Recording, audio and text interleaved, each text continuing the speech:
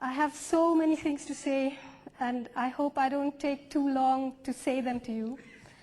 I'm a writer, and so I've actually written what I want to say for two reasons. One, because I'm sure that you're much more interested in the way I write than in the way I speak. And second, because the things I have to say are complicated, dangerous things in these dangerous times, and I think we have to be very, very precise about what we're saying and how we say them and the language that we use. So I hope it's okay if I read it out to you. My talk today is called Come September.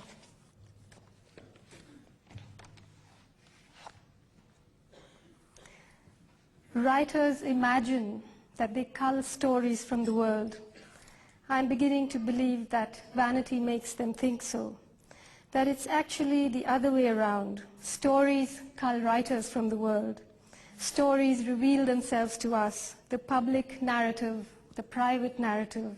They colonize us, they commission us, they insist on being told.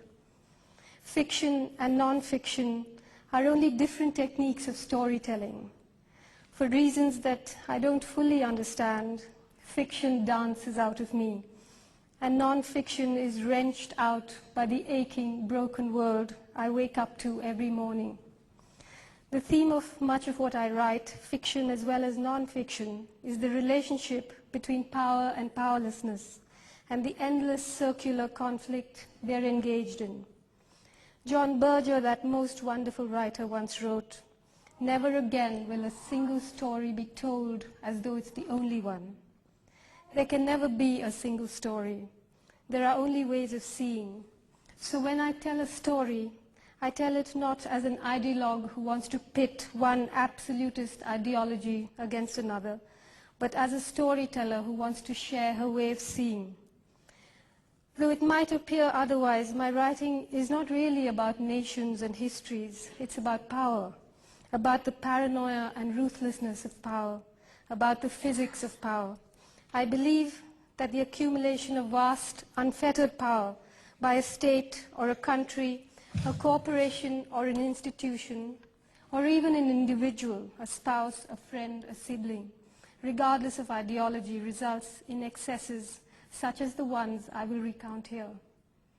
Living as I do, as millions of us do, in the shadow of the nuclear holocaust that the governments of India and Pakistan keep promising their brainwashed citizenry, and in the global neighborhood of the war against terror, what President Bush rather biblically calls the task that never ends. I find myself thinking a great deal about the relationship between citizens and the state. In India, those of us who have expressed views on nuclear bombs, big dams, corporate globalization, and the rising threat of communal Hindu fascism, views that are at variance with the Indian governments, are branded anti-national.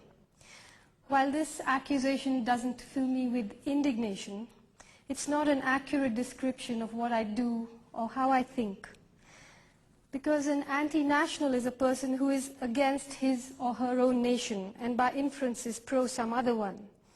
But it isn't necessary to be anti-national to be deeply suspicious of all nationalism, to be anti-nationalism.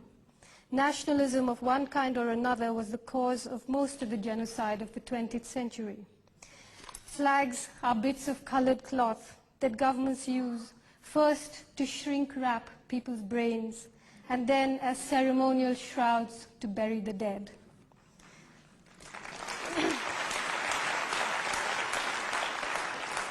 When independent thinking people, and here I do not include the corporate media, begin to rally under flags, when writers, painters, musicians, filmmakers suspend their judgment and blindly yoke their art to the service of the nation, it's time for all of us to sit up and worry. In India, we saw it happen soon after the nuclear tests in 1998 and during the Kargil war against Pakistan in 1999. In the US, we saw it during the Gulf War, and we see it now during the war against terror, that blizzard of made in China American flags. Recently, those who have criticized the actions of the US government, myself included, have been called anti-American. Anti-Americanism is in the process of being consecrated into an ideology. The term anti-American is usually used by the American establishment to discredit and not falsely, but shall we say inaccurately, define its critics. Once someone is branded anti-American, the chances are that he or she will be judged before they are heard, and the argument will be lost in the welter of bruised national pride. But what does the term anti-American mean?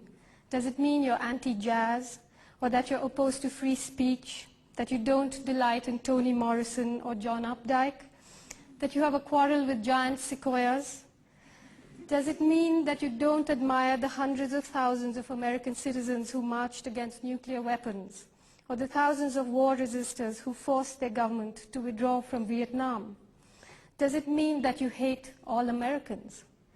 This sly conflation of America's culture, music, literature, the breathtaking physical beauty of the land, the ordinary pleasures of ordinary people, with criticism of the US government's foreign policy, about which, thanks to America's free press, sadly most Americans know very little, is a deliberate and extremely effective strategy.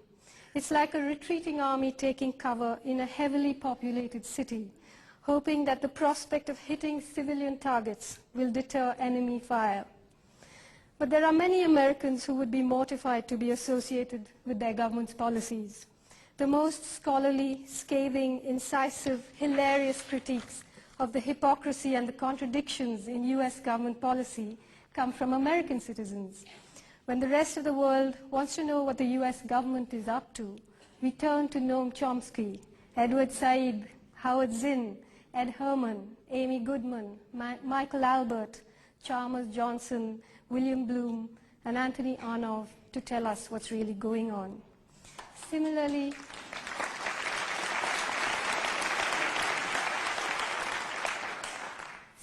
in India, not hundreds but millions of us would be ashamed and offended if we were in any way implicated with the present Indian government's fascist policies, which, apart from the perpetration of state terrorism in the Valley of Kashmir in the name of fighting terrorism, have also turned a blind eye to the recent state-supervised pogrom against Muslims in Gujarat. It would be absurd to think that those who criticize the Indian government are anti-Indian, although the government itself never hesitates to take that line. It is dangerous to cede to the Indian government or the American government, or anyone for that matter, the right to define what India or America are or ought to be.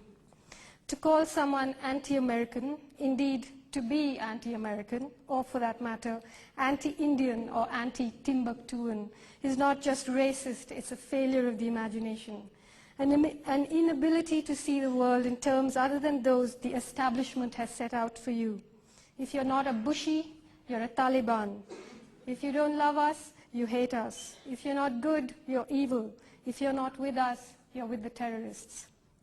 Last year, like many others, I too made the mistake of scoffing at this post-September 11 rhetoric, dismissing it as foolish and arrogant. But I realized that it's not foolish at all.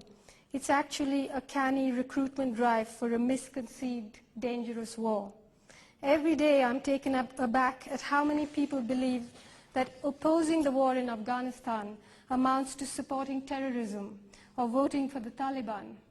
Now that the initial aim of the war, capturing Osama bin Laden, dead or alive, seems to have run into bad weather, the goalposts have been moved.